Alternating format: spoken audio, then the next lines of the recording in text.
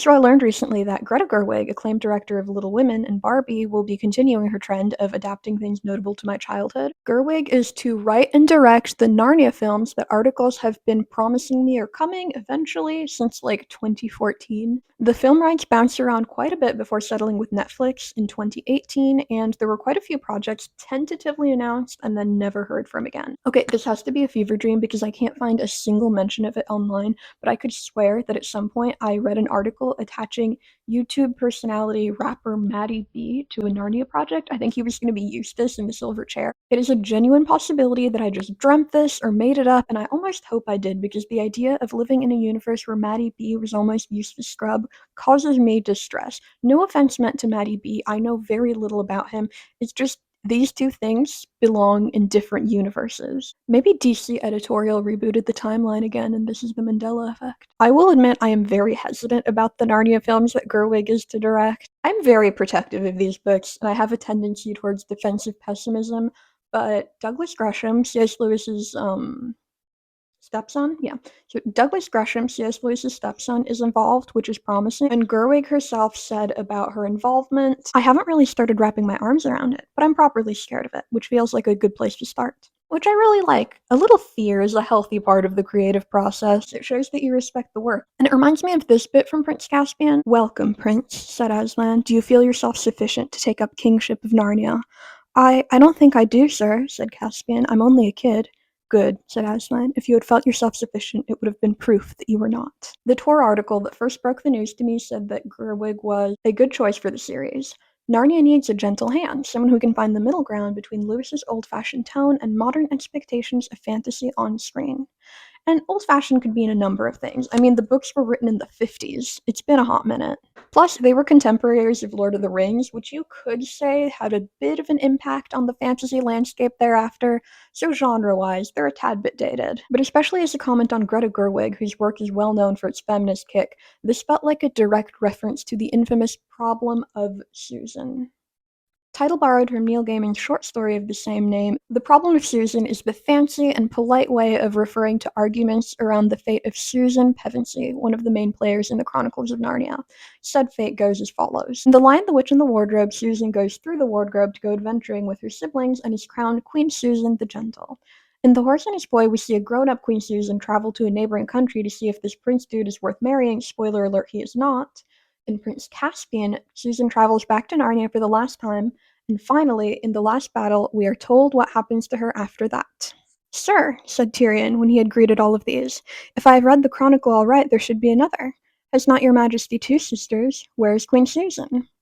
"My sister Susan," answered Peter shortly and gravely, "is no longer a friend of Narnia." "Yes," said Eustace, "and whenever you've tried to get her to come and talk about Narnia or do anything about Narnia, she says what wonderful memories you have.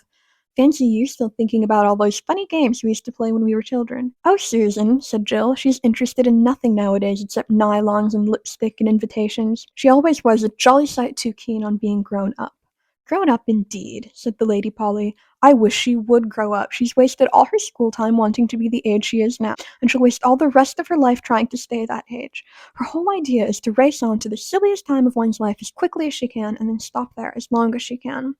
"Well, don't talk about that now," said Peter. "Look, here are lovely fruit trees. Let us taste them." And that's all we get. It's the first time she's mentioned in that book, and the last time she is mentioned ever. Later on, the children realize this is heaven. They've died. They get to go further up and further in and experience new joys and meet up with all friends. And not one of them asks, "Hey, how about our sister Susan, who we left behind?" I don't really remember what I thought of this the first time I read it. I was 12 or 13, and I remember reading the last page of the book, which to this day makes me tear up. But I don't remember being put off or upset about Susan, though plenty of people do remember feeling that way, and I'm certainly upset about it now. I think it's possible I've thought about it so much after the fact and researched the topic so much that I've overwritten whatever my original impression was. In retrospect, the discomfort around Susan's fate casts a shadow on what's otherwise a very impactful, moving ending to a 7-book saga.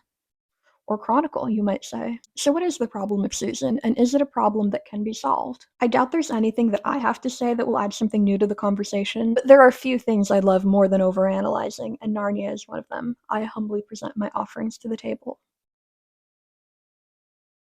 Said metaphorical table is full of the works of reviewers, literary critics, theorists, and of course subsequent writers of children's fantasy, who in a way are kind of all writing in Lewis's shadow, in the same way that The Lord of the Rings is the elephant in the room for all of epic fantasy. Philip Pullman, who wrote his Dark Materials, said, "I just don't like the conclusion Lewis comes to after all that analysis, the way he shuts children out from heaven or whatever it is on the grounds that the one girl is interested in boys. She's a teenager. Ah, it's terrible. Sucks.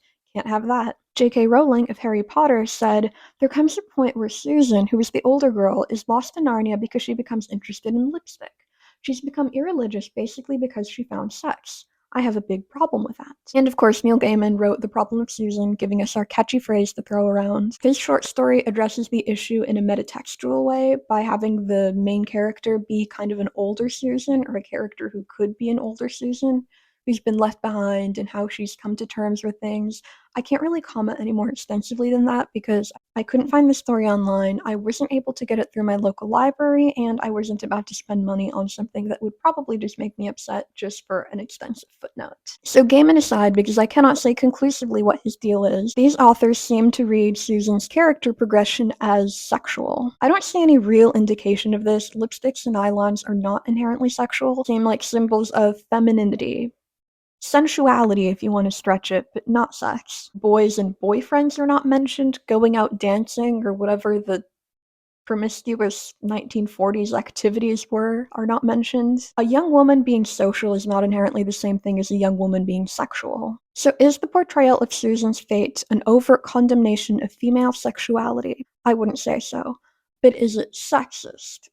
Yeah, it's kinda sexist. Because while lipsticks and invitations, i.e. caring about your appearance and socializing, aren't necessarily sexual traits, they are most definitely feminine ones. There's a picture painted here of a young woman, late teens, early 20s, getting all dressed up to go out with her girlfriends. Such young women are often looked down upon because how dare girls have fun. And Lewis seems to have had a similar attitude. In a letter to a young fan about Susan, he referred to her as having become a, quote, silly, rather conceited young woman. I don't like that. There's also the fact that in Voyage of the Dawn Treader, Susan is said to be traveling with her mother instead of staying with cousins like Lucy and Edmund because she's no good at schoolwork. There's a subtle dichotomy set up here. Like, there are two kinds of girls. The kinds who go out at night and the kinds who are smart. If you are smart, you cannot leave the house past 8 p.m. When the bouncer checks your ID, they're actually checking your IQ.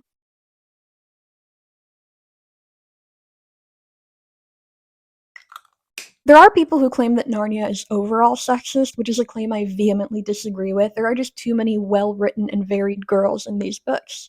Holly, Lucy, Jill, Aravis, heck, throw in Mrs. Beaver for good measure, she's a woman. All of them are good characters, none of them are good characters in the same way as each other. Which is more than I can say for many YA authors, most of them women. Most of the things about these books that can be read as sexism are more old-fashioned chivalry rather than, hey, let's uphold the patriarchy. Outdated, but harmless. Like when Father Christmas in The Lion, the Witch, and the Wardrobe tells Lucy and Susan that battles are ugly when women fight. Which is, of course, a wholly unreasonable opinion for a World War I veteran to hold. Susan's fate is the notable exception to this chivalry but not really sexist trend. And while I don't think it was intended to be read as dismissive or demeaning, that's not really my reading of it, it's there, and plenty of people do read it that way, and it's upsetting. It does put a bad taste in my mouth to think about, and it colors my analysis going forward. I'm going to go ahead and do it anyway, though.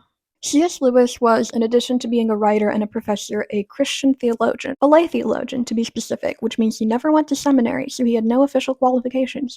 In fact, he had about as many qualifications to talk about theology that I do to talk about this. So, inherently meaningless, but important for me distinction to make, Narnia is not an allegory. Narnia is not an allegory, and it makes me upset when people say it is in order to dismiss it. Narnia is a story.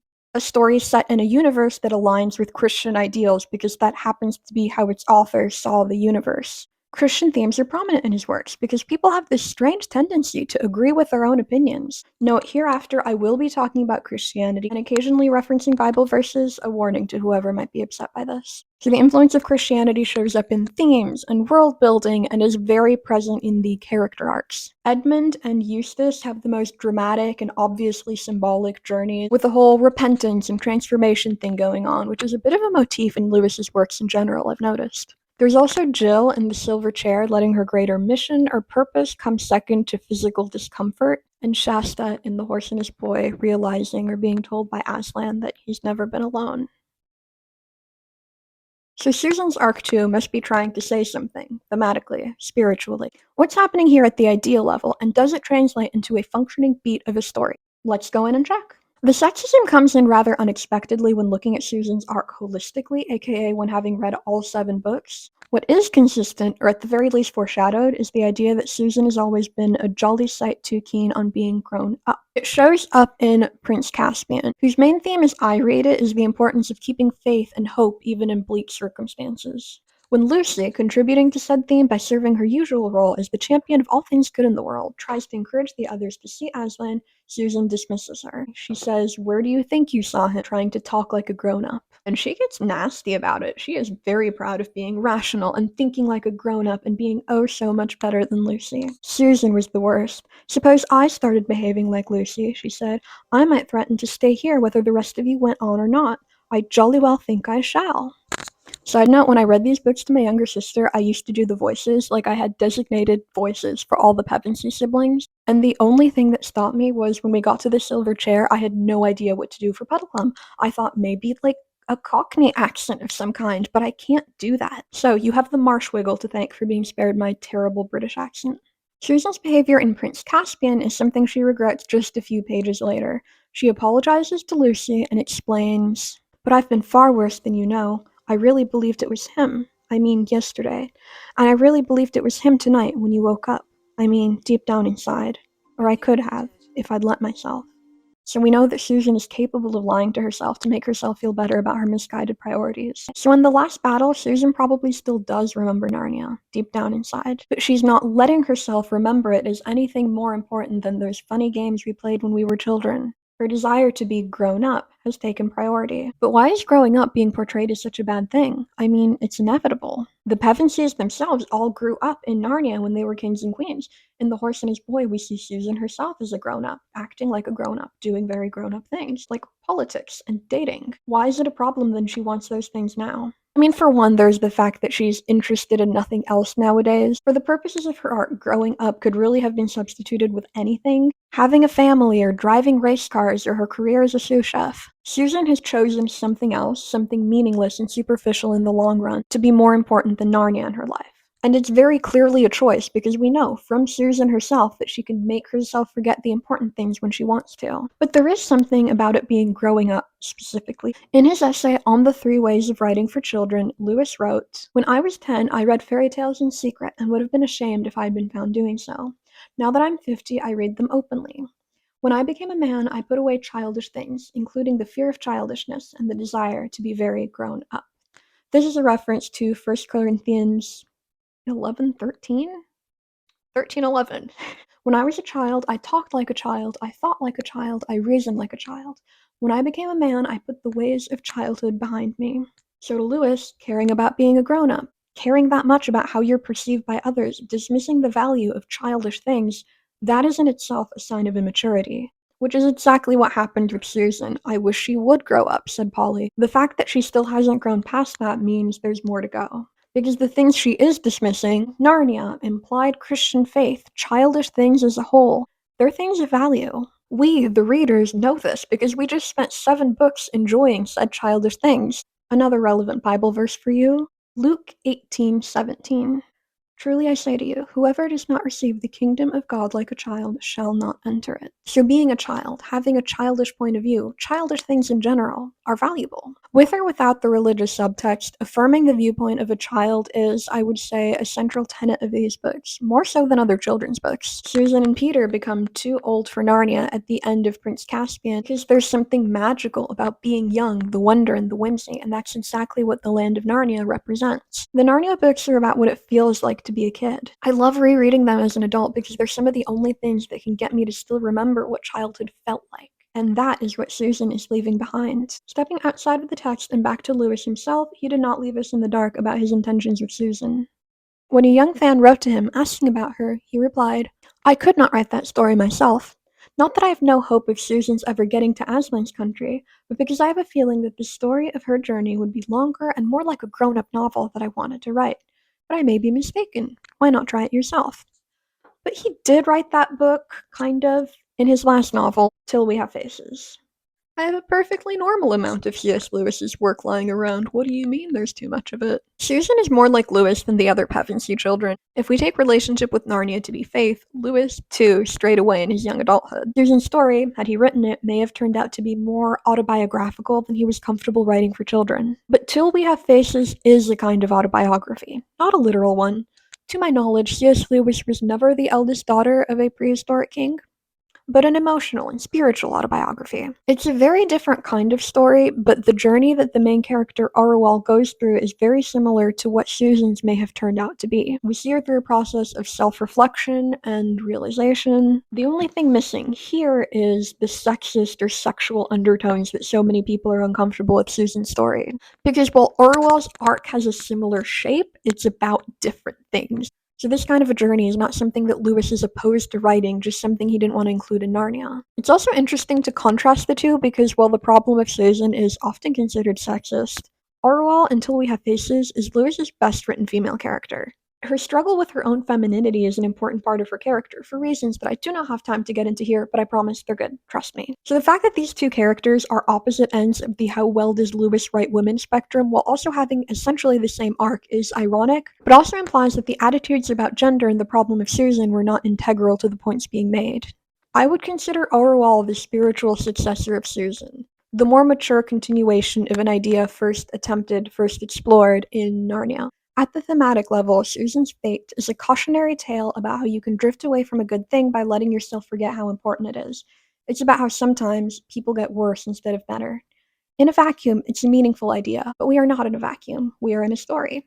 And a story, according to Lewis himself, should be a story. If by a point you think some truth about the real world which one can take out of the story, I think that looking for one in that sense may prevent one sometimes from getting the real effect of the story in itself. Like listening too hard for the words and singing that isn't meant to be listened to that way, like an anthem in a chorus. So far be it from me to make a hypocrite of the man. Let's apply this principle here. What is the effect of Susan's Fate as a story in itself without having to dig up the author's background and full bibliography? Not a very nice one, for two reasons that I can pinpoint. One is sexism. A big one is sexism. There's an idea here about growing up and losing faith and misplaced priorities, and that idea is soured by the uncomfortable undertones. People are too busy wincing to be hit by the real effect of the story. I wonder what the reaction would be like if Susan had chosen something else to replace Narnia in her life. Maybe, like Lewis herself, she could have been an intellectual with her pride in her mind and her own intellect instead of being no good at schoolwork, which is kind of the route that the Disney film adaptations took. But then that could have been read as a condemnation of intelligent women or women in academia, and we'd had the same problem the other way. Maybe the storyline should have gone to one of the boys instead. Imagine Susan in Aslan's country gravely telling Tyrion that her brother Peter was no longer a friend of Narnia because he was too interested in the things of this world. And all he cared about now was leather jackets and his record player and the boys in his motorcycle club. But beyond the sexism, I can excuse racism. there's a structural pacing issue here that would have been a problem even if it had been Peter in his leather jacket instead of Susan in her lipstick. Susan is a character we've been with since the beginning. We know her, we love her, and all we're given of her is one dismissive paragraph. What gives? Where's the closure? I understand why Lewis sped by so fast. He wanted to get to the good parts. He wanted to let the children enjoy Aslan's country without being sad or mournful or regretful. It's almost like he was so sure of himself and his ideas about Susan, like it was a given in his mind. Oh yeah, that's what happens to Susan. He forgot to work it organically into the story. In his letters to children, it's clear that the door has been left open for Susan. There's still plenty of time for her to mend, and perhaps she will get to Aslan's country in her own way. I just wish that open door had been made more apparent in the text. I think that's what's so uncomfortable about Susan's fate. She seems to be written off, and we have to write her back in ourselves. There's this wonderful series of articles called The Great C.S. Lewis Reread on Tor.com, and the author proposed a little bonus scene for this part of the last battle. This little bit of fan fiction has Lucy remember her sister Susan and ask Aslan about her, and Aslan lets her reach out one more time, with room left for Susan to reach back if she wants to in the future. I highly recommend anyone who's even a little bit interested in the topic read The Problems of Susan. It's very much in the spirit of the story, and I wish such a scene existed in the books, because I think that's all that's missing. A little bit of compassion extended to Susan. By the end of the last battle, we learned that apart from Susan, the Pevensey siblings and their friends and parents have all died in a railway accident. That's how they're here in Aslan's country. They're in heaven. And Susan is left all alone, her family dead. It's bleak. But has she really been shut out of heaven, or is she being given room to find her own way back? I don't begrudge anyone their dislike of or discomfort with this scene, but Queen Susan the Gentle was there when Aslan split the stone table and she rode his back through the battle. I have full faith that she will find her way to his country. And for a final word on growing up, and the many things it might mean, here's the dedication to the line The Witch in the Wardrobe. Lewis's letter to his goddaughter, Lucy Barfield. My dear Lucy, I wrote this story for you, but when I began it I had not realized that girls grow quicker than books. As a result, you are already too old for fairy tales, and by the time it is printed and bound, you will be older still. But someday you will be old enough to start reading fairy tales again. You can take it down from some upper shelf, dust it, and tell me what you think of it. I shall probably be too deaf to hear and too old to understand a word you say, but I shall still be your affectionate godfather, C.S. Lewis. Thank you. Tell me why not a single one of my editions of Narnia match each other. We've got this vintage beauty, this also vintage beauty. This that came out of my friend's box set because despite this being my favorite Narnia book, I for some reason don't own a copy. And this nightmare fuel of early 2000s editing. I don't know that it's actually an edition from the early 2000s, but like, it seems like one. I'd know that style of graphic design anywhere. Yep, 2002. 2002 is cursed. Nothing good came out of 2002. Look at that. Look at that. That's hideous. Is that what the silver chair looks like? You're telling me that, like, Rillian was trapped to this chair and he couldn't get out? He had a sword. He was a knight. He could have wrestled his way out of this chair. Look how flimsy that thing looks. Somebody go back to 2002 and teach him Photoshop.